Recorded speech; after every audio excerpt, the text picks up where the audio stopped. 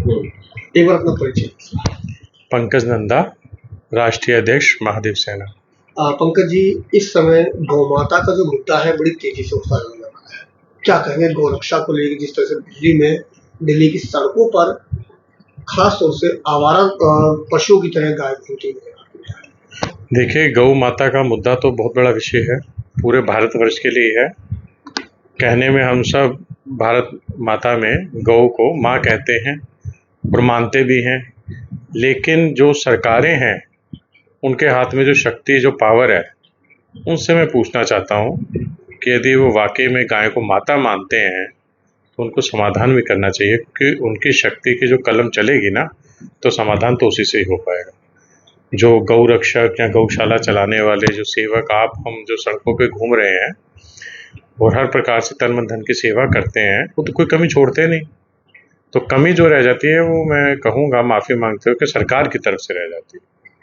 बीते दिनों दिल्ली के मुख्यमंत्री का काफिले में जब गाय आई तो उन्होंने भी इस मुद्दे को उठाया, लेकिन बावजूद इसके दिल्ली की सड़कों पर हालात जस के तस हैं। दिल्ली के मुख्यमंत्री चाहे इस विषय को 1 महीने से 6 महीने के अंदर पूरा समाधान निकाल सकती है।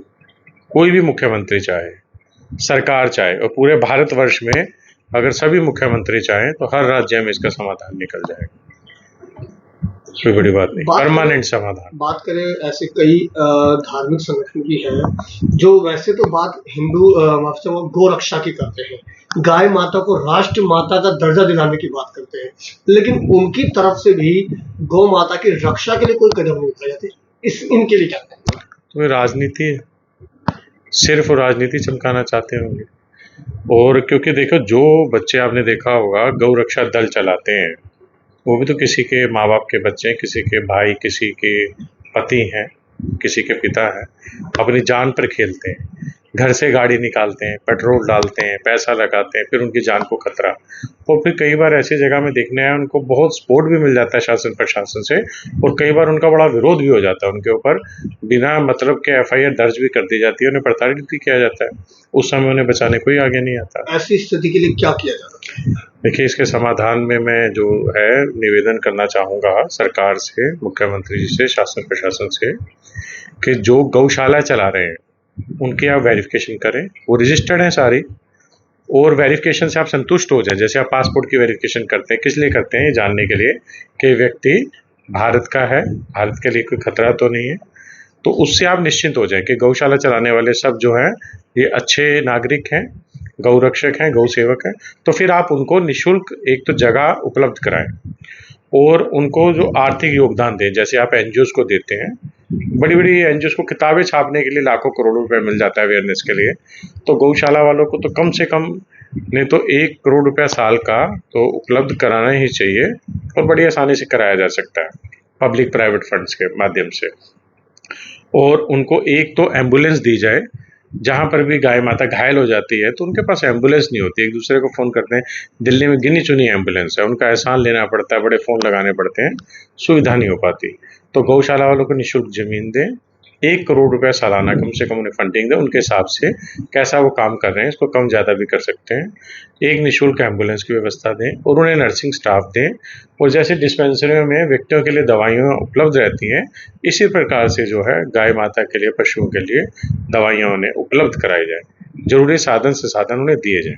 मतलब आप ये कह कहना चाहते हैं कि कुल मिला के दिल्ली सरकार की अगर दृढ़ संकल्प हो, नियत हो, इच्छा शक्ति हो, तो इसका समाधान है। बिल्कुल है। ये तो सरकार के सपोर्ट करने वाले लोग हैं, सरकार को इनका एहसान मानना चाहिए कि अपना घर बार छोड़ करके ये गाय माता से प्यार करते हैं। भारत एक ऐसा देश है जिसमें दया का समुंदर है, भंडारा, दान, पुण्य, सेवा, ये भारत की धरती पर ही है। तो ये बच्चे जो कर रहे हैं ये निस्वार्थ होते हैं, और सरकार भी चाहे इसके साथ यदि, तो सरकार के पास 500 एकड़ या 1000 एकड़ की ज़मीन उपलब्ध हो सकती है। यदि आपने देखा होगा कि अंबानी जी का बेटा 1000 एकड़ में जंगल चला रहा है, कितनी पशुओं की सेवा कर रहा है, मोदी जी भी वहाँ गए, प्रशंसा कर रहे हैं उनकी सभी।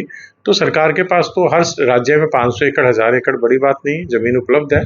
वहाँ पर ये जितनी भी गायें घूम रही हैं सड़कों पर आवारा, चाहे उसको डेयरी वाले छोड़ देते हैं, चाहे उनका कोई वाली वारिस नहीं है, उनको रेस्क्यू करके सरकार भी वहाँ पहुँचाए। ये गौशालाओं के अलावा, गौशालाएं जो सेवा कर रही हैं वो तो कर रही हैं, सरकार भी अपने माध्यम से इतनी बड़ी जगह पर ये प्रोजेक्ट चलाए और वहाँ पर लोगों को एम्प्लॉयमेंट भी मिलेगा, सेवा भी।